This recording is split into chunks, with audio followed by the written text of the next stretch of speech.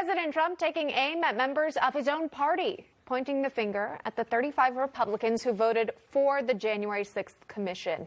In a statement, the former president wrote this, saying, quote, "See 35 wayward Republicans. They just can't help themselves. The Democrats stick together.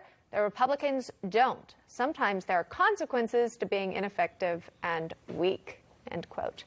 Joining us now to discuss, California Congressman Jay Obernolte. He's a ranking member on the Investigations and Oversight Subcommittee. Joining us live. Congressman, thanks for being here. Good morning. How are you? Great. Thank you for taking the time. I want to get your thoughts on the move by your fellow Republicans who voted in favor of the commission to investigate January 6th. This goes against Trump's warning and wishes as well. Did their vote signify a rift within the Republican Party? Oh, I don't think so. From my point of view, our conference is very unified. If you look at this idea of a commission, I actually don't think that a January 6th commission is something that we should at first blush shy away from. I mean, I have some questions still about January 6th. My House office was notified by the Committee on House Administration the day before January 6th, and we were warned to keep non-essential people out of the Capitol complex because of the fear of violence. So I have a question about, if that was the case, why was that same warning not given to Capitol Police and other agencies? I have another question about the officer that was tragically died on that day.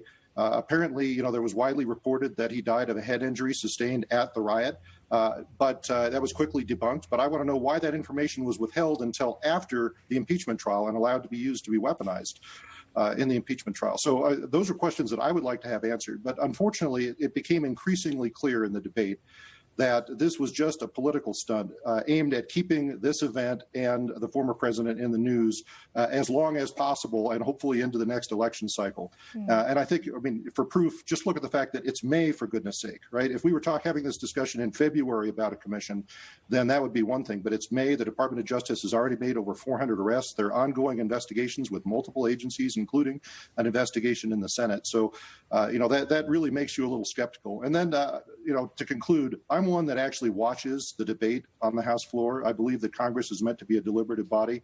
And so I watched 2 days ago the debate where my colleagues on the other side of the aisle offered up their arguments in support of the commission. And it was very clear that the intention was to politicize it and to weaponize it against conservatives. And that's why I think a vote against it was the right vote.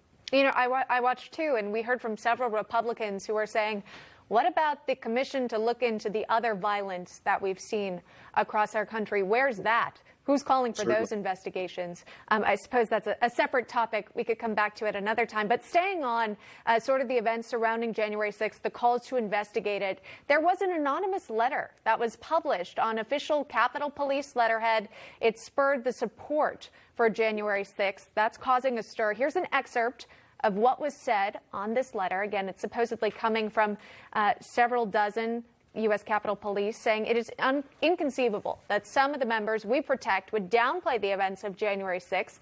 Member safety was dependent upon the heroic actions of USCP. It is a privileged assumption for members to have the point of view that it wasn't that bad. That privilege exists because the brave men and women of the USCP. Again, we don't know exactly who penned this letter. I don't know if there's an interest in looking as to who that might be. I know I have questions about that. But what do you think about those sentiments expressed to sitting members of Congress? Well, certainly it's no surprise that some members of the Capitol Police might feel that way. I think what has people upset is the fact that it was mailed to members of Congress on Capitol Police letterhead. And that makes it seem like those are the views of the Capitol Police force as a whole.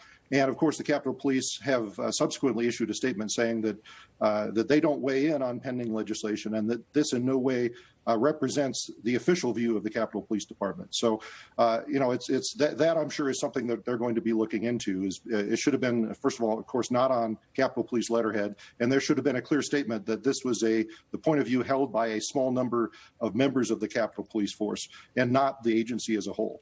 But I don't want that to distract from the terrible time, actually, that the Capitol Police Force has been going through. They desperately need our support. We have had for months up on our offices in the Longworth building signs that say we support our Capitol Police, just because the morale was so low after they didn't have the resources to stop the events of January 6th. And so we really need to have our sympathy for them and to help them build back, because that's a terrible situation there. Yeah. I want to talk to you about a slightly different topic, really taking some action in your state here. A group of California congressmen and women, which are part of calling on the AG to act on illegal marijuana farms. How's that for a pivot there? Talk to me about your efforts, what you hope to achieve, why you think this topic is so important.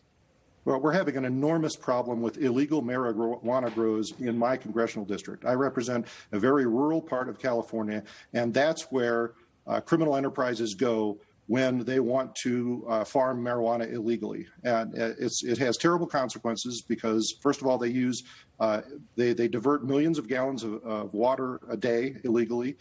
They divert megawatts of electricity that raises costs for people that are already paying amongst the highest power costs in the nation. They use pesticides that are banned in the United States that find their way into the groundwater supply. And it's I think the most egregious thing about it is that it's being done so openly. And the situation that we have in California is one, frankly, of government's making. The state has decriminalized marijuana to such a degree that the penalties are so low that the consequences of being caught just aren't feared. And at the same time, the state has imposed onerous licensing and taxing penalties on people who grow marijuana legally, and that's created a ripe climate for illegal marijuana grows. So, we're a nation based on the rule of law. We cannot allow people to openly flaunt the law. We either need to change the law to make this activity recognized, or we need to crack down on the illegal marijuana grows, and that's what I and Congressman Garcia have asked the Attorney General to do. All right. Well, we appreciate you coming on the show and explaining that to us. It's Congressman Jay Obernolte here with us here on National Report. Congressman, thanks so much. It's always an honor.